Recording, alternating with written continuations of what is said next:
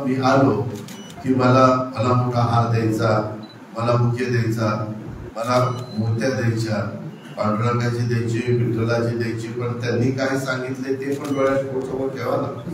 तुम्ही ते 25-15 अमके 10 लाख द्या, 5 लाख द्या, त्यांची रिगिरी वाटायला मी तिथं आलेलो नाहीये. आपलं स्वतःचं चारित्र्य स्वच्छ ठेवा, आपली प्रतिमा जनमानसामध्ये चांगली ठेवा. चुकीच्या प्रवृत्तीची लोक आपल्या आजूबाजूला अजिबात राहता कामा नये. जर चुकीच्या पद्धती पूर्वापार चालत आलेले आहेत त्याला कुठेतरी आळा घातलाच गेला पाहिजे. जर चालत आलेले असतील तर कुठेही अफवांच्या रूपातून विश्वास ठेवू नका. मात्र मी एक गोष्ट पुन्हा आपल्याला सगळ्यांना सांगेन, जर कोणी कुठल्या गोष्टीमध्ये जबाबदार असेल, जर कोणी तिथं कुठेतरी वेडेवाकडे प्रकार केलेले असतील, मी आपल्याला सगळ्यांना सांगतो, विकासाची कामं करत असताना कोणी कोणाला खंडणी मागण्याचा प्रयत्न त्या ठिकाणी करू नये. माझ्या ते कानावर आल्यानंतर त्याच्यामध्ये मकोका लावायला पण मी मागे पुढे बघणार. मी कुठल्याही टोकाच्या भूमिकाची मी आधीच देवेंद्रला सांगितलं होतं की मला इकडचं देत असताना त्या संदर्भामध्ये सगळ्यांनी चांगल्या कामाला साथ दिली पाहिजे. त्याच्यात कुठलाही मी अधिकारी पण बघणार आहेत, काही अधिकारी इथं बरेच वर्ष राहिलेले, त्याच्यामध्ये पण मी दुरुस्ती करणार आहे. सुरुवातीला सांगितलं मी भेदभाव करत नाही, पण ज्या चुकीच्या पद्धती पूर्वापार चालत आलेले आहेत त्याला कुठेतरी आळा घातलाच गेला पाहिजे. जर चालत आलेले असतील तर पुढे त्याच्यामध्ये मी म्हणेन ते, कारण आम्ही बघतो कधी कधी टीव्हीला वगैरे दाखवलं जातं चॅनलला, कुणी रिव्हॉल्वर काढतं, रिव्हॉल्वर उडवतात, कुणी इतर रिव्हॉल्वर वगैरे लावून फिरतात. मी डिपार्टमेंटला सांगणार आहे, जे कुणी वर रिव्हॉल्वर वाहून फिरेल त्याचं लायसन कॅन्सल करायचं. रिव्हॉल्वर हे तुमच्या स्वसंरक्षण करता किंवा तुम्ही वस्तीवर राहत असेल तर सिंगल तुम्ही घरामध्ये ठेवली पाहिजे, तिथं त्याचा वापर. हे जे रीड तुमचे बनतात ना ते पण घेणार नाही. मी सगळ्याला नियम सारखा लावणार आहे. याच्यामध्ये कुणाला मला टार्गेट करायचं नाही, परंतु बदल झाला पाहिजे ते मलाही जाणवलं पाहिजे, इथल्या सर्वसामान्य नागरिकांना पण जाणवलं पाहिजे, इथल्या लोकांनाही कळलं पाहिजे की नाही बाबा याच्यामध्ये बदल होत आहे. आणि मी पुन्हा राष्ट्रवादी काँग्रेस पक्षाच्या कार्यकर्त्यांना सांगतो, महिला पक्षांना सांगतो, सगळ्या माझ्या तरुण कार्यकर्त्यांना सांगतो, वडीलधाऱ्यांना सांगतो, आपलं स्वतःचं चारित्र्य स्वच्छ ठेवा, आपली प्रतिमा जनमानसामध्ये चांगली ठेवा. चुकीच्या प्रवृत्तीची लोक आपल्या आजूबाजूला अजिबात राहता कामा नये. त्या संदर्भामध्ये पण काळजी सगळ्या बाबतीमध्ये घ्या. उद्याच्याला कुठल्या बाबतीमध्ये मला जर कळलं तर मी पोलिसांना आत्ताच तिथं सांगणार आहे, राजकीय हस्तक्षेप पोलीस लोक करत असताना मी होऊन देणार नाही. महायुतीच्या कुणाच्याकडनंच होऊन देणार नाही. मी देवेंद्रजींना, एकनाथरावांना पण विनंती करणार आहे की बाबा तिथं आपण अन्याय कुणावर होऊन द्यायचा नाही, परंतु त्याच्यातनं कोणी भरडला पण जाता कामा नये. पण जो तुमच्या माझ्या जवळचा असेल तर तो चुकीचं वागत असेल आणि हे नव्याचे 9 दिवस नाही, हे सातत्य पुढे राहिलं पाहिजे. पुढच्या वेळेस येताना कामाच्या तयारीने येईल. मी आल्यानंतर जी काही कामं वेगवेगळ्या भागात झालेली आहेत त्याची पाहणी करेन. आज मला काही लोकांनी निवेदन दिलेले आहेत, त्या निवेदनाची मी नोंद घेईन. त्याच्या संदर्भामध्ये तुम्ही ते 25-15 अमके 10 लाख द्या, 5 लाख द्या, त्यांची रिगिरी वाटायला मी तिथं आलेलो नाहीये. दिलेले पैसे ते आमदार निधीचे असतील, ते खासदार निधीचे असतील, ते जिल्हा वार्षिक योजनेचे असतील किंवा ते राज्य सरकारचे असतील, त्याच्या संदर्भामध्ये त्या सगळ्यांचा व्यवस्थितपणे खर्च त्या बाबतीमध्ये झाला पाहिजे.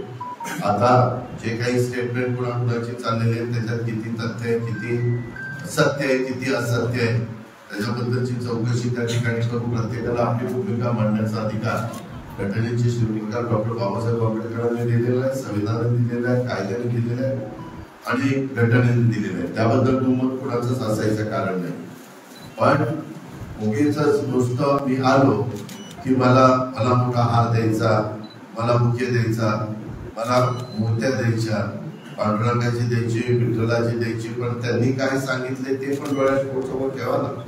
साधू संतांचे काय विचार आहेत, इतर काय गोष्टी आहेत.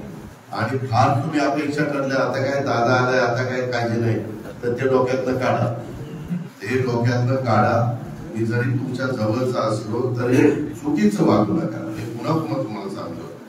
तिथं अनेक जण माझे अनेक वर्षापासूनचे संबंध असणारे पण आहेत, काही नवे पण कार्यकर्ते आलेले आहेत. त्यांच्या ओळखी माझ्या होतील. जेवढं मी येणं जाणं माझं वाढेल त्या पद्धतीनं एकंदरीत गोष्टी वाढतील.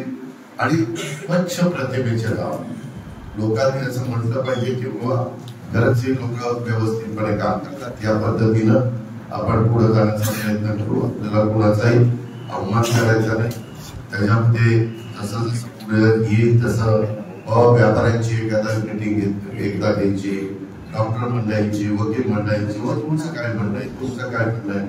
कामं करताना फक्त पुढाऱ्यांना विचारून कामं केली जात नाही. त्याच्यात वेगवेगळ्या क्षेत्रात, परंतु त्यांचा राजकारणाशी संबंध आहे, पण समाजकारणाशी संबंध आहे, जनतेशी संबंध आहे. त्यांच्याही डोक्यात काय आहे, त्यांच्या मनात काय आहे. कधी काही पत्रकार मित्रांना घेऊन तुमच्या काही सूचना आहेत, कधी काही साहित्यिक असतात, काही कवी असतात, काही वेगवेगळ्या क्षेत्रातले साहित्य, कला, संस्कृती अशा वेगवेगळ्या क्षेत्रामध्ये काम करणारा वर्ग असतो. त्या पद्धतीनं आपल्या इथल्या इमारती काही मला आता दाखवत होते, जिल्हा परिषदेची इमारत आता ज्या काही चालू आहे त्याचं पण एलिव्हेशन, त्याचं साईड एलिव्हेशन ते कसं चांगलं राहील, त्या 50-100 वर्ष टिकले पाहिजे. आता काल चंद्रशेखर बावनकुळेंनी सांगितलं की कलेक्टरनी दर आठवड्याला काही गावांना व्हिजिट दिलीच पाहिजे. तहसीलदारांनी दर आठवड्याला, प्रांतांनी दर आठवड्याला काही गावांना व्हिजिट 1 दिवसाला दिलीच पाहिजे. ज्या काही आता 100 दिवसाचा कार्यक्रम मुख्यमंत्र्यांनी दिलेला आहे त्या कार्यक्रमाची जी रूपरेषा आहे त्या पद्धतीनं काम चाललंय का नाही, कुठं काम थांबलेलं आहे, का थांबलेलं आहे, काय अडचण आहे. मी नुसतं आदेश देणार नाही, त्यांची अडचण पण समजून घेणार. अडचण असेल तर ती मला दूर करावी लागेल. आणि इतर पक्षाला मला तो सांगायचा अधिकार नाही. भाजपच्या आल्यावर ते युती म्हणून मला त्यांचंही काम करावं लागेल, शिवसेनेचे म्हणून त्यांचंही काम करावं लागेल. आणि कॉमन मॅन त्यांचा राजकारणाशी संबंध आहे, ते कागद वाचल्यावर लक्षात येतं की काय. त्या पद्धतीनं पण संघटनेच्या कार्यकर्त्यांनी जसं सकाळी लवकर उठून कामाला लागतो आणि उशिरापर्यंत काम करतो आणि भावना चांगली असते, त्या पद्धतीनं तुम्ही पण मला साथ द्या, तुम्ही पण मला सहकार्य करा. आणि बीड जिल्ह्याच्या बद्दल जी आज बदनामी काही जण सातत्याने प्रिंट मीडियामध्ये, इलेक्ट्रॉनिक मीडियामध्ये करताय, ते आपल्याला सगळ्यांना मिळून जायचंय. अजित पवार एकट्याने ठरवलं तर अजित पवारला ते शक्य नाही. त्याला तुमच्या सारख्या जीवाभावाच्या सहकार्याची साथ लागेल, इथल्या NGOची साथ लागेल, इथल्या जनतेची साथ लागेल, इथल्या वेगवेगळ्या घटकामध्ये काम करत असणाऱ्या सर्व मान्यवरांची त्या ठिकाणी साथ लागेल. ती साथ द्या. इथं आल्यानंतर त्याबद्दल आपल्याला सगळ्यांना धन्यवाद. आपले सगळ्यांचे आभार.